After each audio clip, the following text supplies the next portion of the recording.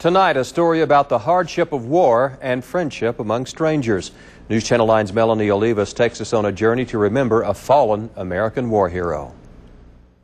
It's a story we've been covering for 2 years as two people who live half a world apart come together to fill in the gaps of history of a fallen soldier killed over 60 years ago. I still pray for Johnny every night. I pray for Johnny. Teresa LaCour Godwin can't fight back the tears as she remembers her brother. He grew up to be such a nice-looking man, and he knew it, and we were proud of him, and very proud of him when he did go into the service.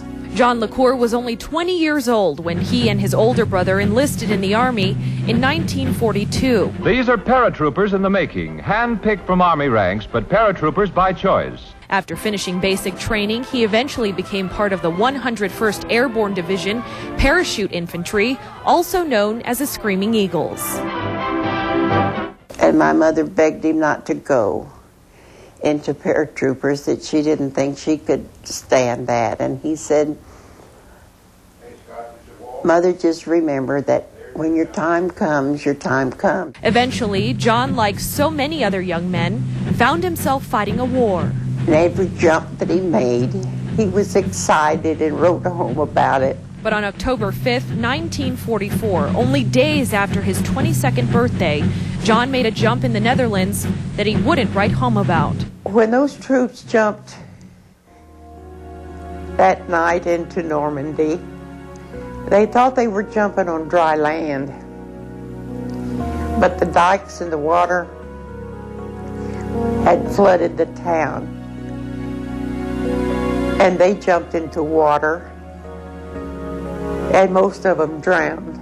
That's where we lost him, and it was a great miss and a terrible grief that we all went through. John and many of his comrades drowned that day. His mother eventually made the difficult decision to bury him in an American cemetery in the Netherlands. We never had any closure to Johnny's death, really, because we had no body. We had no grave, no one to visit, put flowers. Soon after her brother's death, Teresa and her family moved to El Paso. One day they received a package from the Army.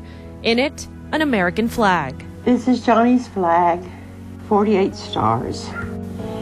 Supposedly this was the flag that covered his casket. For more than 6 decades, they grieved over their loss, hearing nothing more about John or his death.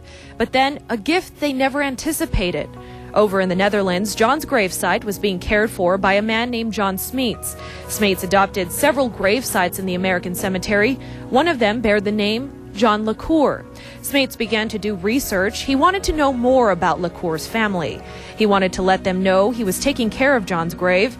He found notarized letters from 1949 that traced John's mother, Bernice, to 816 North Oregon Street in El Paso. But he ran into dead ends. Everything is one big question mark for me, because with the little information I get more questions. It was in May of 2006 that John Smeets contacted News Channel 9. On Memorial Day of that year, we asked for the public's help. And if you have any information on John M. LaCour, his mother Bernice LaCour, or his sister Rita, you can visit our website at ktsm.com and click on the link to this story, and then you can get in contact with News Channel 9 reporter Melanie Olivas. I was just listening to the story, and something just said, this is something you can do.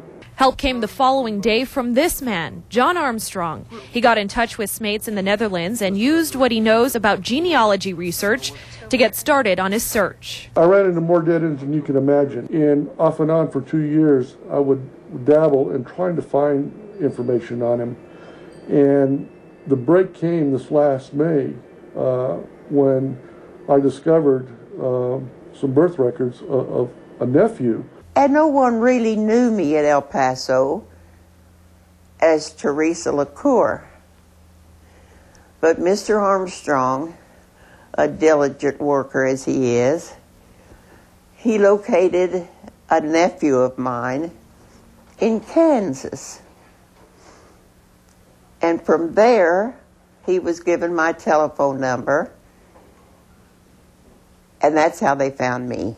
He found her in the Dallas-Fort Worth area. A day or two later, she called me up, and I filled her in on the details. It kind of got emotional, and we're experiencing the luxuries that they have provided us, and a lot of us are very ungrateful for that sacrifice, and we need to say thank you, and this is just my small way of saying thank you. Now John LaCour's family is saying thank you to two men who took it upon themselves to take care of a fallen soldier's memory and the family who had missed him for 64 years. It's hard now really to bring all of this back, but I just thank Mr. Smeets so much and Mr. Armstrong so much that picked up the story. We've got closure now, but we also found a new family in the Netherlands, a family that knows Johnny and has taken care of Johnny. Mr. Smeets tells me he's extremely happy and thankful for the opportunity to get in contact with the LaCour family. He says he is ever thankful to John LaCour for the sacrifices he made for his country. In the News Center, Melanie Olivas, News Channel 9, Night Beat.